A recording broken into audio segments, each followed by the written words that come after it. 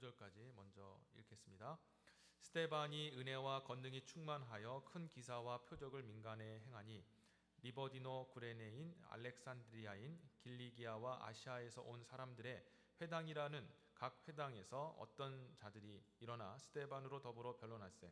스데반이 지혜와 성령으로 말함을 저희가 능히 당치 못하여 사람들을 가르쳐 말시키되 이 사람이 모세와 및 하나님을 모독하는 말을 말하는 것을 우리가 들었노라 하게 하고 백성과 장로와 서기관들을 충동시켜 와서 잡아가지고 공회에 이르러 거짓 증인들을 세우니 가로되 이 사람들이 이 거룩한 곳과 율법을 거스려 말하기를 마지 아니하는도다. 그의 말에 이 나사렛 예수가 이곳을 헐고 또 모세가 우리에게 전하여 준 규례를 고치겠다 함을 우리가 들었노라 하거늘 공회 중에 앉은 사람들이 다 스데반을 주목하여 보니 그 얼굴이 천사의 얼굴과 같더라. 자, 7장 55절에서 60절 한 절 더 보겠습니다. 읽겠습니다. 스데반이 성령이 충만하여 하늘을 우러러 주목하여 하나님의 영광과 및 예수께서 하나님 우편에 서신 것을 보고 말하되 보라 하늘이 열리고 인자가 하나님 우편에 서신 것을 보노라 한데 저희가 큰 소리를 지르며 귀를 막고 일심으로 그에게 달려들어 성 밖에 내치고 돌로 칠세 증인들이 옷을 벗어 사울이라 하는 청년의 발 앞에 두니라. 저희가 돌로 스데반을 치니 스데반이 부르짖어 가로되 주 예수여 내 영혼을 받으시옵소서 하고 무릎을 꿇고 크게 불러 가로되 주여 이 죄를 저들에게 돌리지 마옵소서 이 말을 하고 자니라. 아멘. 자, 오늘은 도전을 주는 사람이 되자라는 제목으로 말씀 나누겠습니다.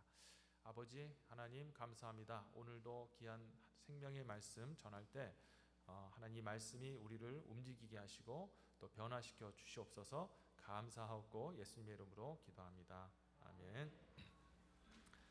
우리가 이 시언제교회 핵겐색 성전에 오기 전에 리치필드 성전에서 이제 오랫동안 있었죠. 여러분 다 아시다시피 그 리치필드 성전 뒤에는 많은 분들이 이렇게 지금 누워 계신 공동 묘지가 있습니다. 여러분 우리 원로 목사님께서도 그 묘지에 지금 이렇게 안치되어 좀 누워 계신데 가끔씩 그 길을 지나가면 우리 원로 목사님이 누워 계신 곳이 길가 도로 쪽에 있는 큰 나무 밑이잖아요. 그래서 항상 그 나무 밑을 보면 목사님의 그런 장지가 이렇게 보입니다.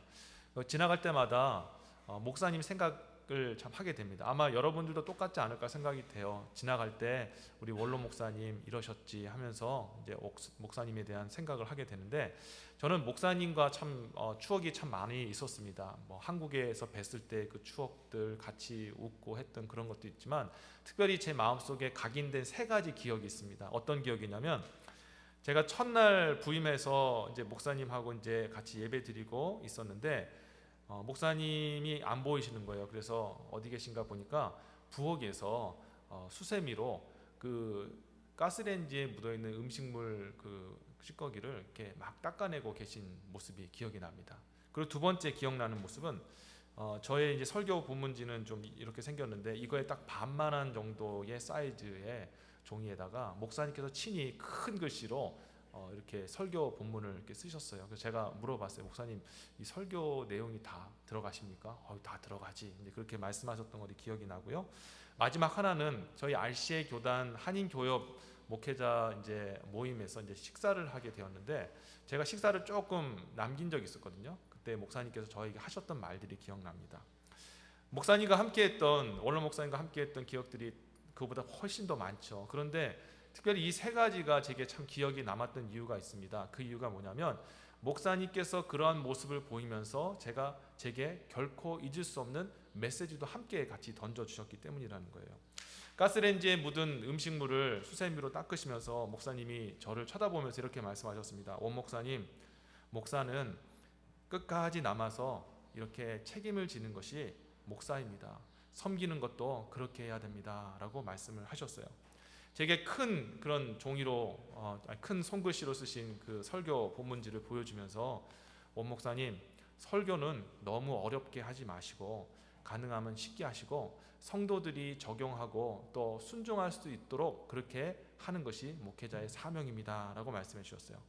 음식을 남긴 저에게 하시는 또 말씀이 원 목사님, 이제 앞으로 목사님이 많은 성도님들에게 또 식사 대접을 받거나 또 많은 그런 또 공개를 받을 텐데, 그때에 진심으로 성도들이 사랑의 마음으로 했다라는 것을 인정해주고 그리고 그분들을 그렇게 사랑하고 세워주는 일을 해주세요라고 말씀해 주셨습니다. 저는 이 세 가지 이 목사님의 그 모습과 그 말씀이 제 마음속에 꽉 와닿았어요. 그리고 이 세 가지 교훈을 저의 오늘 시원제일교회를 목회하는 이 목회 철학으로 삼고 그렇게 지금도 실행하며 살고 있습니다. 첫 번째는 마지막까지 섬기는 그런 자가 되자. 쉽게 가르치고 그리고 믿음으로 살도록 최선을 다하자. 성도의 사랑과 헌신을 늘 알아주고 인정해드리는 그런 목회를 하자. 이런 마음을 가지고 지금까지 목회를 하고 있습니다. 제가 여러분과 함께 같이 이 교회를 섬긴 지 벌써 10년이 되는데, 이런 원로 목사님부터 받은 그 목회 철학이 여러분에게 잘 전달이 되었는지 여러분들이 또 느끼셨는지는 잘 모르겠어요. 하지만 저는 이 교회에 원로 목사님이신 우리 정병일 목사님이 세우신 이 교회, 그런 목회 철학을 가지고 이 교회를 세우셨는데, 이 교회의 2대 목사로서 저는 저의 목회를 하기보다는 원로 목사님, 이 교회에 세우신 원로 목사님의 목회 철학이 이곳에서 정착되어지고 꽃피어지는 그런 사역을 하고 싶습니다. 그래서 앞으로도 계속해서 원로 목사님의 그 가르침을 마음속에 담고 끝까지 최선을 다해 섬기는 교회 되기를 원하고, 배운 것을 그대로 실천하는 그런 교회 성도님들이 되기 원하고, 서로가 서로를 사랑하고 인정해주고 세워주는 그런 교회 되게 하기 위해서 저도 최선을 다하여 목회를 하도록 할 예정입니다.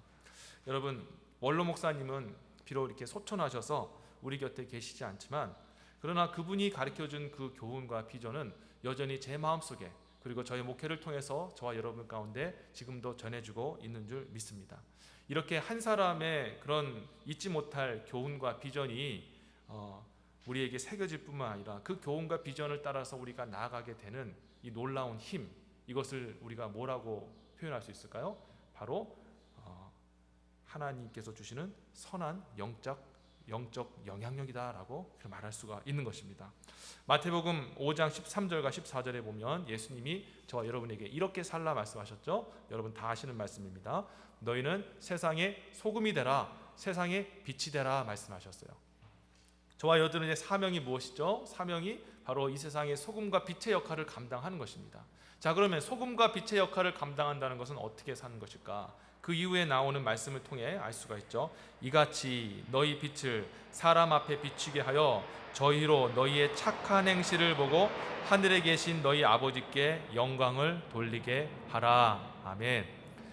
세상의 빛으로 살아간다는 것, 소금으로 살아간다는 것은 한마디로 말해서 착한 행실을 하며 살아가는 것을 이야기하는 것입니다. 근데 우리가 생각하는 그런 착한 행실이라는 것은 우리가 생각할 때 어떤 도덕적으로 납득할 만한, 야, 저 사람은 남을 잘 돕네, 저 사람은 거짓말을 안 하네, 이런 것들을 착한 행실로 생각할 수 있을지도 모르겠어요. 그런데 여기서 말하는 착한 행실이라는 것은 그것이 아니라 그 이후에 예수님께서 16절 마지막 절에 하시는 말씀에 의하면 뭐라 기록됐습니까? 착한 행실을 보고 하늘에 계신 너희 아버지께 영광을 돌리게 하라라고 기록되어 있어요. 그러니까 다시 정리하여 말씀드리자면 우리가 세상의 빛과 소금의 역할을 감당하면서 살아야 해요. 세상의 빛이 된다는 것은, 소금이 된다는 것은 우리가 하나님 기뻐하시는 하나님의 영광된 일을 한다라는 것입니다. 윤리 도덕적인 것을 넘어서서 하나님 기뻐하시는 일, 그것이 선한 일이요 착한 일인데, 그런 선한 일을 하는 것의 마지막 목적지가 뭐냐 이거죠. 목표가 뭐냐 이거죠. 그것은 하나님을 모르는 사람이 하나님을 믿고 더 나아가서 하나님께 영광을 돌리게 하는 삶을 살게 하는 것. 이걸 좀 더 쉽게 얘기하자면 한 사람을 하나님의 사람 만들어서 하나님께 영광 돌리게 할 수 있도록 영향력을 미치면서 살아가라 라고 지금 예수님께서 말씀하고 있는 것입니다. 성도 여러분, 저와 여러분의 사명이 무엇이냐? 바로 선한 영향력을 미치며 살아가는 것인 줄 믿으시기를 주의 이름으로 축원합니다. 예수님께서 부활하신 후에 승천하시면서 이 땅에 있는 모든 백성들에게 이렇게 명령하셨죠. 마태복음 28장 18절과 20절 말씀입니다. 예수께서 나와 일러 가라사대 하늘과 땅의 모든 권세를 내게 주셨으니 그러므로 너희는 가서 모든 족속으로 제자를 삼아 아버지와 아들과 성령의 이름으로 세례를 주고 내가 너에게 분부한 모든 것을 가르쳐 지키게 하라. 볼지어다 세상 끝날까지 내가 너희와 항상 함께 있으리라 하시니라. 아멘. 예수님께서 마지막 승천하시면서 우리에게 주신 대위임의 명령, 반드시 지켜야 될 예수님의 명령이죠. 그런데 예수님의 그 명령에 보면 이런 말씀 있잖아요. 내가 너희가 하늘과 땅의 모든 권세를 주었다라고 말씀하셔요. 그리고 또 말씀하시기를 내가 너희와 영원토록 함께 할 것이다 라고 말씀하십니다. 자, 그러면 왜 예수님께서는 우리에게 내가 하늘과 땅의 모든 권세를 너희에게 주겠다 하면서 권세를 주시고 또 영원토록 너희와 함께 하겠다라고 그렇게 말씀해 주셨을까요? 그냥 단지 우리가 예수님과 함께 동행하면서 행복하게 살려고, 물론 그런 이유도 있을 수 있겠지만 그 중간에 예수님께서 말씀하신 18절과 20절 사이에 있는 19절 말씀이 예수님이 우리에게 권능 주시는 이유, 우리와 함께 하시는 이유가 적혀 있습니다. 그게 무엇입니까? 그러므로 너희는 가서 모든 족속을 제자로 삼아. 아멘. 무슨 얘기예요? 예수님께서 우리에게 권능 주시는 이유, 그 권능을 받아서 제자를 세우라는 것입니다. 예수님께서 우리와 영원토록 함께 해주시는 이유, 함께 동행하심으로 예수님과 함께 제자 세우는 일에 동참하라는 것입니다. 다시 말해 한 사람의 사람을 다시 제자 되게 하는 일에 영향력을 끼치면서 살아가라라고 말씀하고 있는 것입니다. 그래서 우리 사명은요, 다른 것에 있지 않습니다. 한 사람을 변화시킬 수 있도록 선한 영향력을 끼치며 살아가는 것이 저와 여러분들이 남은 인생 동안 해야 될 일이라는 것을 여러분 기억해야 된다는 것입니다. 자, 그러면 우리가 한 가지 질문이 있잖아요. 목사님, 어떻게 하면 영향력을 끼칠 수 있나요? 그런 능력은 어디서 우리가 받을 수 있습니까? 이런 질문이 있을 수 있는데 그 질문에 대해서 오늘 스데반의 그 죽음을 순교하는 모습을 통해서 같이 좀 살펴보았으면 좋겠습니다. 자, 오늘 본문에 여러분 보시면 스데반이라는 사람이 등장합니다. 그분은 예루살렘 교회에 세워진 7 집사 중에 한 분이신데, 사도들이 이제 구제 사역을 하다가 문제가 생겼죠. 왜냐하면 수많은 그런 신자들이 새롭게 세워짐으로 인해서 이제 많은 사람들을 구제해야 되는데, 그때의 리더십도 그 히브리파, 그러니까 히브리 언어를 쓰는 사람들이었고, 또 거기에 많은 그 신자들도 히브리 사람들이었습니다. 그러다 보니까 헬라파 출신의 과부분들이 구제에 제외가 되는 그런 안타까운 일이 일어났어요.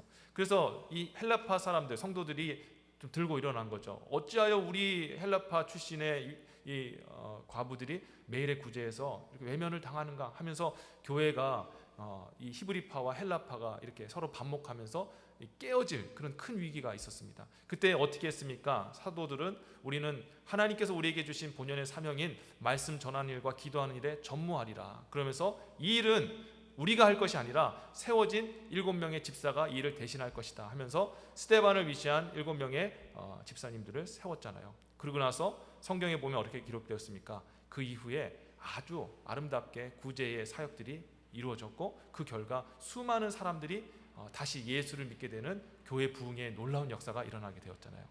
오늘날 우리 시온제일교회 섬기시는 우리 집사님들도 주님께서 맡기신 사명을 잘 감당하여 우리 시온제일교회가 날로 부흥하게 되는 은혜가 주어지기를 주 이름으로 축원합니다. 네. 자, 이렇게 7 집사가 성령과 큰 지혜로 구제 사역을 잘 감당했는데, 특별히 오늘 본문에 등장하는 스데반이라는 집사님은 또 하나의 또 놀라운 사역들을 감당했습니다. 그게 무엇이냐? 바로 말씀을 전하는 사역을 감당했던 것이죠. 자, 9절과 10절을 6장 9절과 10절을 보시면 리보디노 구레네인 알렉산드리아인 길리기아와 아시아에서 온 사람들의 회당이라는 각 회당에서 어떤 자들이 일어나 스데반으로 더불어 변론할세 스데반이 지혜와 성령으로 말함을 저희가 능히 당치 못하여라고 기록되어 있어요. 지금 스데반 집사님이 다른 사도와 같이 말씀을 전했습니다.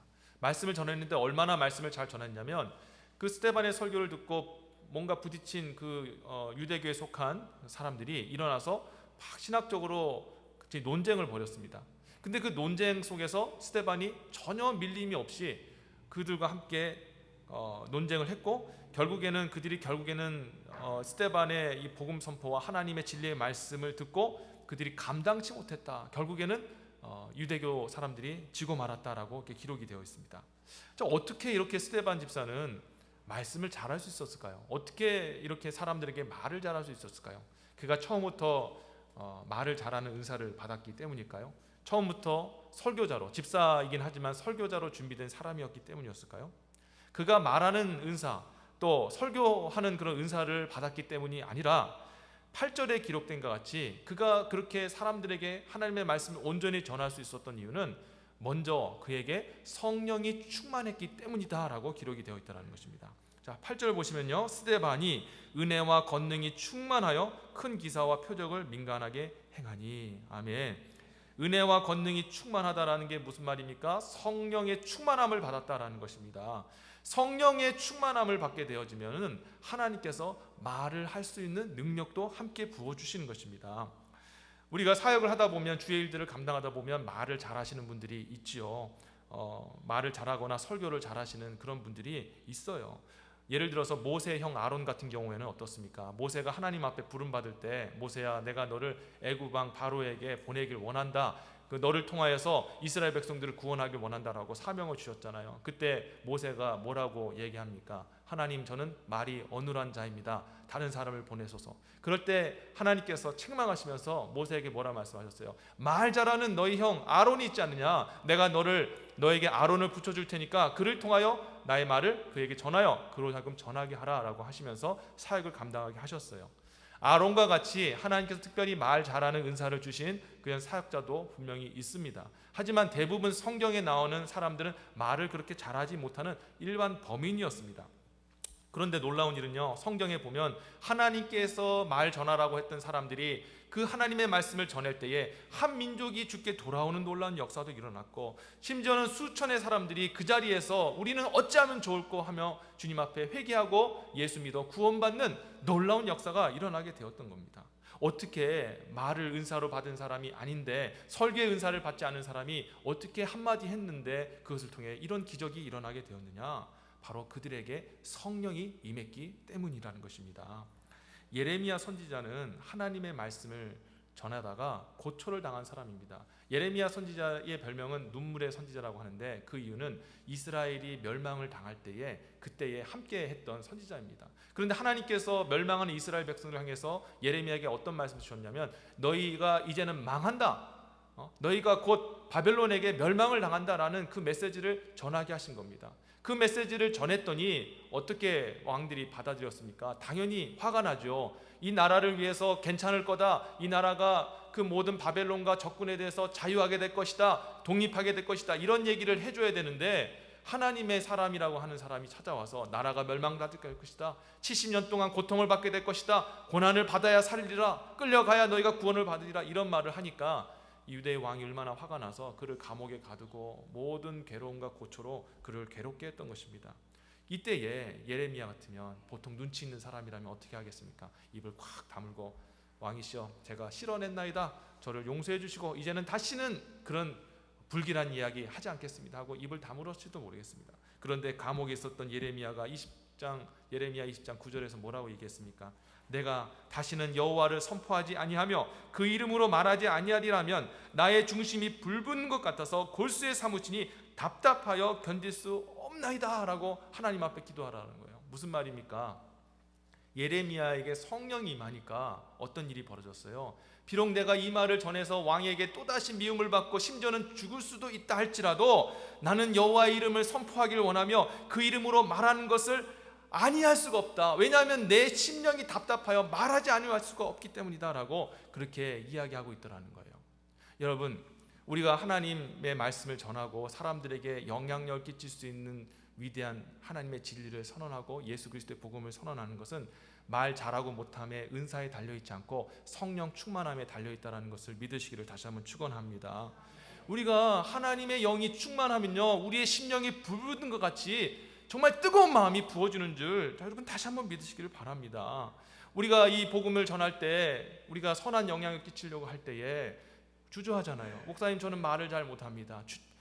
조리 있게 말해본 적이 없습니다. 그런데 과연 그럴까요? 아니에요. 성령이 임하시면 성령의 충만함이 저와 여러분들의 입술을 열게 하시는 줄 믿습니다.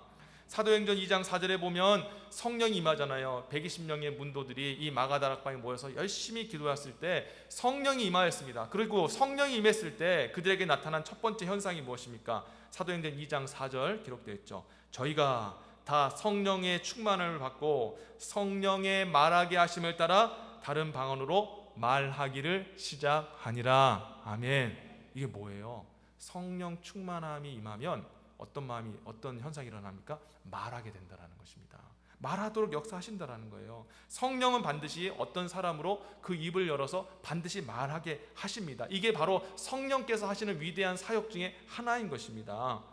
바른 말을 했다고 해서 미움받은 이 예레미야, 성령이 충만하니까 생명 걸고 말하는 거예요. 말하지 아니하면 내 심령이 타들어간 것 같이 답답해서 견딜 수가 없나이다. 나는 말을 하겠습니다. 죽는다 할지라도 말을 하겠습니다. 이게 바로 성령의 역사라는 것입니다. 따라서 저와 여러분들이 성령의 충만함을 받으면 여러분 어떻게 될까요? 말을 할 수 있는 줄 믿습니다. 스데반은요, 처음부터 말을 잘하는 사람이 아니었을 겁니다. 사도 바울과 같이 똑똑하여서 하나님의 말씀을 아주 통으로 알고 꿰고 있는 그런 지식의 사람이 아니었을 거예요. 그런데 이 사람이 그런 똑똑한 사람들과 대면하여서 신학적인 논쟁에서 이겼어요. 하나님의 복음을 그들에게 증거해서 그들이 아무 말도 하지 못했습니다. 그 이유가 무엇일까요? 말 잘해서 은사를 받았기 때문에? 아니요, 성령이 그 안에 충만했기 때문이라는 것입니다.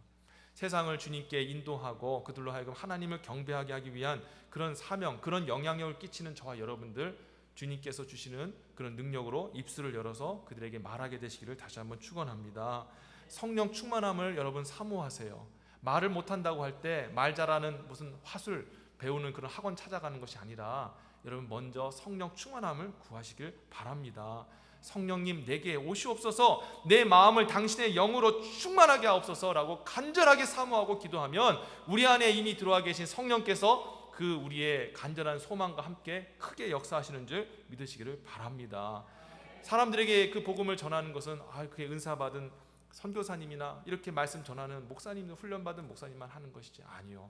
오늘 이 시간에 이 자리에 있는 여러분들도 성령께서 역사하시면 말하게 하시는 줄 믿습니다. 성령이 임하면은 마음에 뜨거운 마음이 들어서 입이 열리게 되어 있다라는 거예요. 내가 생각하지 못했던 그런 놀라운 말들이 쏟아져 나오는 것입니다. 말을 잘 하지 못했던 베드로와 요한, 3년이나 예수님을 쫓아다녔는데 예수님께서 무슨 말씀하시는지 이해하지도 못했습니다. 십자가에 내가 달려 죽는다, 부활한다고 분명하게 선명하게 얘기했음에도 불구하고 예수님 죽는 그 순간까지 못 알아들었습니다. 부활했는데도 여전히 나는 고기 잡으러 가노라 하면서 예수님을 떠났어요. 이랬던 자들이 어떻게 되었습니까? 사도행전 4장 13절에 보면 저희가 베드로와 요한이 기탄 없이 말함을 보고 그 본래 학문 없는 범인을 알았다가 이상히 여기며 또 그 전에 예수와 함께 있던 줄도 알고, 똑똑했던 바리새인들, 서기관들, 제사장들이 베드로와 요한이 설교하는 모습을 듣고 깜짝 놀랐습니다. 어떻게 저렇게 논리정연으로 말할 수 있을까? 어떻게 저렇게 합리적으로 이성적으로 말할 수 있을까? 설득하면서 말할 수 있을까? 기탄 없이 그 하나님의 복음을 증거하는 모습을 보고 깜짝 놀란 거예요. 어떤 일이 일어났습니까? 성령이 그 안에 역사했기 때문이라는 것입니다. 성령이요 우리 안에 임하면 어떤 일이 일어나는 줄 아십니까? 성령께서 하시는 일이 무슨 일입니까? 여러분 요한복음 14장 26절에 보면 예수님이 보혜사 성령님이 이러한 일을 하신다라고 말씀하신 구절이 있죠. 보혜사 곧 아버지께서 내 이름으로 보내신 성령, 그가 너희에게 모든 것을 가르치시고 내가 너희에게 말한 모든 것을 생각나게 하시리라. 아멘. 성령께서 우리에게 임하시면요 우리가 지나가면서 들었던 말씀들, 우리가 그냥 읽었던 그 하나님의 말씀, 들었던 설교 말씀들, 내가 걸어가면서 체험했던 깨달았던 그 체험의 말씀들 떠오르게 하시는 것입니다. 그때 상황에 맞게 그 사람에게 맞도록 정확하게 성령께서 잘 요리하여서 우리에게 마치 뒤에서 성우가 우리의 해야 될 말들을 뒤에서 읽어주는 것처럼, 여러분 누가 어떤 이야기를 할 때 뒤에서 누가 읽어주면 그대로 따라서 읽으면 얼마나 쉽게 말합니까? 성령이 역사하시면 그렇게 해주신다니까요. 생각나게 해주시고 말할 타이밍을 생각나게 하셔요. 여러분들이 사람들에게 한번 만나서 한번 시험해 보세요. 성령님, 제가 오늘 이 사람에게 복음을 전하려고 하는데 인도해 주세요 하고 만나보세요. 그리고 대화를 시작해 보세요. 기도하면서 시작해 보세요. 그러면 성령께서 대화하다가 이상하게 대화를 그런 쪽으로 몰고 가시는 거예요. 저는 그런 경험 참 많이 하게 됩니다. 일상의 대화를 하게 되는데 기도하면서 하나님 이 가운데 복음을 전할 수 있게 해주세요. 그러면 세상에 전혀 생각지도 못했던 일상 얘기를 하다가 갑자기 이 사람이 자기 얘기를 꺼내요. 깜짝 놀랐어요. 지난 토요일에도 제가 어떤 분하고 이야기를 하는데 갑자기 뭐 이런저런 자기 삶 이야기를 하다가 갑자기 자기 아버지 얘기를 꺼내는 겁니다. 아버지 얘기를 꺼내는 거예요. 깜짝 놀랐어요. 자기가 아버지한테 상처받았던 얘기들, 그로 인해서 가정에 문제가 있었던 얘기들, 그런 얘기를 하는 거예요. 근데 제 성령께서 제 마음속에 막 도전을 주는 거예요. 예수를 전하라. 그분 주님 믿는 성도인데 좀 신앙생활 제대로 못해요. 그래서 제가 그때 얘기를 한 거예요. 신앙생활 제대로 이제 다시 시작하셔야 돼요. 그 모든 문제의 해결책은 다시 주님께 나오는 것입니다 라고 이야기를 해줬습니다.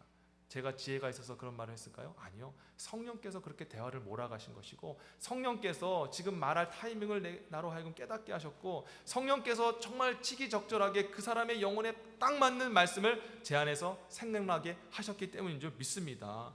여러분, 이게 바로 성령의 역사예요. 여러분, 말 잘하고 못하고 은사 받고 못하고의 그 차이가 아니라 성령의 충만함을 받았냐 안 받았냐 그 차이로 인해서 우리는 하나님의 그 말씀을 전할 수 있느냐 전하지 못하느냐가 달려있다는 것을 여러분이 기억해야 됩니다. 성령 충만함을 받으면 예레미야 같이 그 심령에 말하지 않고 견딜 수 없는 거룩한 부담감을 주시는 줄 믿습니다. 성령 충만함을 받으면 베드로와 요한과 같이 비록 지혜와 지식이 없었다 할지라도 성령께서 말하게 하시는 것을 통해서 기탄 없이 진리의 말씀을 증거할 수 있는 줄 믿습니다. 아멘. 자, 이렇게 우리가 성령 충만함을 받으면 영향력을 끼칠 수 있는 사람이 될 수 있는데, 한 가지만 더 마지막 살펴보면, 그다음 우리는 누구에게 선한 영향을 끼쳐야 됩니까? 그리고 어떻게 선한 영향력을 끼쳐야 되느냐라는 것이죠. 자, 다시 본문으로 잠깐 돌아오겠습니다. 성령이 충만했던 스데반 집사는 예수 그리스도의 복음을 증거합니다. 그런데 이 복음이 유대교 사람들에게 굉장히 바더링이 됐어요. 얼마나 바더링이 됐냐면, 스데반을 잡아다가 그대로 예루살렘 성전에서 메어 던지게 하고 그들에게 스데반에게 돌을 던지게 한 것입니다. 어떤 내용으로 설교를 했길래 이렇게 유대교 사람들이 분노하게 되었는가? 본문 6장 14절에 그 이유가 기록되어 있습니다. 그의 말에 이 나사렛 예수가 이곳을 헐고 모세가 우리에게 전하여 준 규례를 고치겠다 함을 우리가 들었노라 하거늘, 이렇게 기록되었어요. 유대인들은 모세 율법에 죽고 사는 사람들입니다. 생명을 거는 사람들인데, 뭐라고 얘기했냐면 예수 그리스도께서 이 율법을 폐하시고 새로운 율법을 주신다. 그게 무슨 말입니까? 예수 그리스도를 믿을 때에 성령이라는 우리 마음속에 새겨진 성령의 그 새로운 율법을 우리에게 주셔서 정말 하나님의 새로운 백성으로, 하나님의 그 성령의 법으로 다시 거듭나는 사람이 되게 할 것이다라는 그 메시지를 전한 거예요. 그런데 유대교에 있는 사람들은 그 메시지를 고지고대로 받아들이고 싫어했죠. 왜냐하면 그 사람들은 예수님을 믿지 않았기 때문에, 예수님이 하나님의 아들이라고 했는데 절대 하나님의 아들일 수 없다라고 그렇게 생각했고, 예수가 메시아라고 하셨는데 메시아일 리가 없다라고 생각을 한 것입니다. 그래서 이 예수가 그런 말을 했다라는 얘기를 들으니까 이전에 그 십자가에 못 박았던 그 예수 그리스도의 생각이 나면서 이 스데반이 너무너무 미웠던 겁니다. 그래서 붙잡아다가 결국에는 그들을 그 스데반을 예루살렘 성전 바깥에다가 던지고 돌팔매질 시작하여 그를 순교시키기 시작했던 것이죠. 그 당시 예루살렘은요, 로마의 통치를 받고 있었습니다. 그래서 한 사람을 정죄하거나 심지어는 사형을 집행하는 일은 할 수가 없었어요. 왜냐하면 그 모든 정죄하는 일과 사형 집행권은 로마 황제에게 달려있기 때문입니다. 그래서 함부로 사람을 정죄하거나 함부로 사형 집행을 하면 결국 로마 황제의 권위에 도전한 것으로 인해서 이 로마 황제는 군대를 일으켜서 그들을 핍박하게 될 수밖에 없었죠. 이 사실을 잘 알았던 대제사장, 서기관, 바리새인들은 아무리 화가 나도 스데반을 그렇게 해서는 안 됐습니다. 예수님을 그리했던 것 같이 총독이 찾아가서 온갖 그런 거짓 증거를 내세우면서 이 스데반이 이런 죄 때문에 마땅히 죽어야 합니다라고 예수님 십자가에 못 박혀 했던 방식으로 똑같이 그렇게 했어야만 했습니다. 그런데 오늘 본문을 보니까 그 유대교에 속한 사람들이 화가 나서 이 사람을 밀치고 그대로 돌팔매질했다라고 기록되어 있습니다. 이게 무엇을 의미합니까? 이 유대교에 속한 사람들이 너무너무 화가 났다는 것을 알 수가 있는 것이죠. 이렇게 스데반은 사람들한테 어떤 로마의 법에 의해서 정죄도 받지 못하고 그렇게 비참하게 죽었습니다. 정말 어떻게 보면 너무나도 참 가엾은 허망한 죽음 아니겠습니까? 억울한 죽음 아니겠어요? 그런데 성경에서 뭐라고 얘기하고 있습니까? 이 스데반의 죽음이 결코 억울한 죽음이 아니었다, 오히려 영광스러운 죽음이었다라고 이야기하고 있어요. 왜 그랬을까요?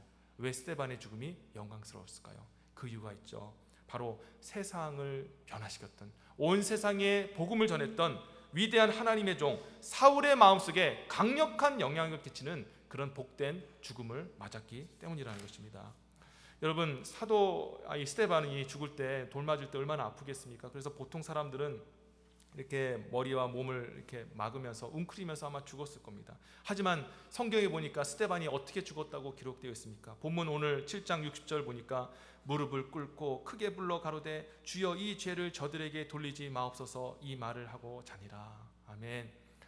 이 스데반은요 하늘을 우러러보고 눈은 그 영광의 주님을 바라보았습니다. 그리고 무릎은 꿇었습니다. 그리고 그 입술에서는 예수님께서 십자가에 달려 죽으실 때 하셨던 그 말씀, 아버지여 이 죄를 저들에게 돌리지 마옵소서. 예수님의 세상 사람들을 향한 그 지극한 그 사랑과 자비가 표현되었던, 정말 죽는 사람이, 십자가에 달린 사람이 절대 할 수 없었던 그 말을 예수님께서 하시고 하나님 앞에 부르심을 받았잖아요. 그런데 스데반이 오늘 죽는 모습이 비록 십자가에 달리지 않았지만 예수 그리스도께서 죽으시는 모습과 너무 비슷하게 그렇게 하나님께 부르심을 받고 있더라는 것입니다. 그런데 이 놀라운 이 순교의 장면이 사도 바울 마음속에 강력하게 새겨지게 되었다는 거예요. 바울이 디모데에게, 여러분 디모데 전후서는 바울이 이제 말년에 자신의 그 영적 아들인 디모데에게 유서와 같은 그런 내용으로 쓴 편지입니다. 자, 그런데 디모데전서 1장 13절에 뭐라 기록되어 있습니까? 내가 전에는 회방자요 핍박자요 포행자였으나 도리어 긍휼을 입은 것은 내가 믿지 아니할 때에 알지 못하고 행하였음이니라. 내가 은혜 받은 사람이다. 그런데 예전에는 내가 사람을 회방하고 핍박하고 포행했던 자이다. 여러분 이 생각을 할 때, 이 말을 할 때 아마 사도 바울은 자신이 핍박했던 많은 이스라엘 사람들 또 예루살렘 교회 성도들을 생각했을지 모르지만, 그러나 제 마음속에는 분명히 이 사도 바울이 이런 이야기를 할 때 마음속 깊숙하게 있었던 한 가지 이미지, 바로 스데반이 자기 무릎 앞에서 죽는 모습을 아마 기억했을 겁니다. 스데반, 그 위대한 사람이, 하나님의 종이 내 손에 의해서 죽었구나. 내가 그를 죽인 해방자요, 그를 죽인 핍박자요, 그를 죽인 포행자였구나 라는 것을 아마 고백했을 겁니다. 사도행전 20장 24절에 보면은 사도 바울이 이제 마지막 죽음을 앞두고 자기와 함께했던 많은 사람들에게 이런 위대한 말을 나누지 않습니까?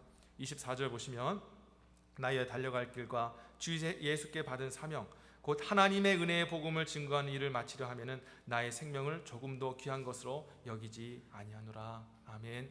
나는 십자가의 길을 가겠다. 복음 전하는 길을 가겠다. 가는 길에서 내가 결국에는 순교를 한다 할지라도 주님께서 내게 맡기신 그 생명, 그 전하는 그 복된 사명, 내가 결코 포기하지 않고 내가 나아가겠다. 순교를 당해도 그 길을 가겠다라고 얘기를 하는 것입니다.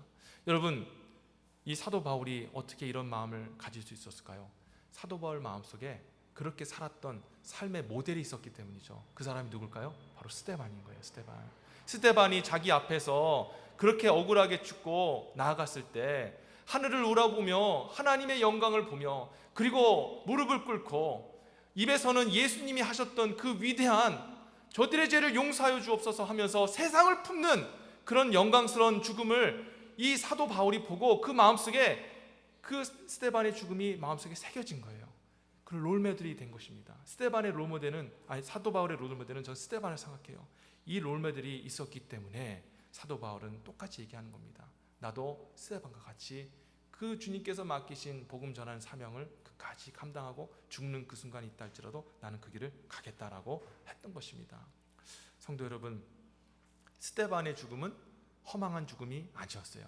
사람들은 스데반이 무릎을 꿇고 그렇게 하늘을 쳐다보면서 죽음을 맞을 때 자기 생각대로 돌을 던지면 푹 하고 쓰러져야 되는데 그렇게 뻣뻣하게 있는 모습을 보면서 더 화가 났을 겁니다. 어찌하여 너는 무슨 고집을 가지면서 이렇게 버티느냐 하면서 더 큰 돌을 들여다가 아마 스데반에게 던졌을지도 모르겠어요. 그런데 여러분, 사도 바울의 마음속에 그게 강력한 영향력으로 미친 것입니다. 그래서 이 바울이 그 마음을 품고 나도 스데반과 같이 영광된 십자가의 자리, 죽는 자리까지라도 나는 나아갈 것이다 라고 그렇게 나아가고 결국에는 복음을 전했다가 어떻게 되었습니까? 예루살렘과 그렇게 멀리 떨어져 있는 바로 오늘날 저와 여러분들이 예수 믿고 주님 앞에 구원받아 하나님의 백성으로 살고 있는 것 아니겠습니까? 성도 여러분, 선한 영향력은 많은 사람들에게 끼칠 것도 없습니다. 오직 한 사람에게만 영향력을 끼쳐도 우리는 성공한 줄 믿습니다. 딱 한 사람이라도 우리의 모습을 보고 나도 집사님처럼, 권사님처럼, 장로님처럼, 아빠처럼, 엄마처럼 나도 믿음으로 살고 싶습니다. 나도 당신과 같이 하나님과 그의 아들 예수 그리스도 그리고 성령과 함께 동행하며 하나님의 영광을 위해서 나도 그렇게 살겠습니다라고 고백할 수 있는, 그 고백을 들을 수 있는 사람이라면 성공한 인생인 줄 믿으시기를 주님으로 축원합니다. 저는 여러분들이 그런 사람이 되셨으면 좋겠어요. 우리들의 마지막 죽는 그 자리가 스데반의 그 모습이 되었으면 좋겠습니다. 우리의 죽는 그 모습을 통해 우리가 죽고 난 그 자리에 많은 사람들이 와서 나는 이분 때문에 믿음이 무엇인지를 알았다, 나는 이분 때문에 하나님의 영광을 위해서 살도록 그렇게 결단을 하였다, 이런 고백을 저와 여러분들이 들었으면 좋겠습니다. 이를 위해서 우리가 매일같이 주님을 더욱더 사모하고 성령의 충만함을 간구하시는 저와 여러분 되시기를 진심으로 바랍니다. 오늘보다 내일, 내일보다 우리가 앞으로 그 나갈 일이 믿음이 퇴보하고 우리의 마음이 시들어지는 것이 아니라 더욱더 순결해지고 더욱더 하나님 앞에 더 깊어지고 넓어지는 그런 은혜가 있기를 진심으로 원합니다. 우리 힘으로는 안 되지만 우리가 성령을 간구할 때 그 일이 가능한 줄 믿습니다. 이제 말씀을 맺겠습니다. 소천하신 원로 목사님의 그런 비전, 그런 영향력은 여전히 우리 가운데 머물며 여러분들에게도 같이 지금 증거되고 있습니다. 우리가 이렇게 좋은 믿음의 선배에게 이렇게 좋은 것을 받았다면 저와 여러분들도 우리 믿음의 후배들에게, 다음 세대 자손들에게 좋은 영향력을 끼쳐야 될 줄 믿습니다. 그것이 바로 우리에게 주어진 사명입니다. 오늘 하루만 사는 사람처럼 살지 않았으면 좋겠어요. 나만을 위해서, 내 인생만을 위해 사는 그런 사람이 되는 것이 아니라 내 주변 사람들에게, 우리 자녀들에게, 내 지인들에게, 내 후배들에게 정말 믿음으로 사는 것이 무엇인지, 하나님의 영광을 위해 사는 것이 무엇인지를 우리가 삶의 본으로 우리 입술로 전하는 진리의 말씀과 그리고 생명의 복음으로 영향력을 끼치며 살았으면 좋겠습니다. 그 소망을 가지고 오늘도 성령께서 주시는 그 힘을 받아서 우리가 그렇게 살아갈 때 우리의 남은 인생이 하나님 앞에 가장 인정받고 복되고 존귀한 삶으로 살아가게 될 줄 믿습니다. 아멘.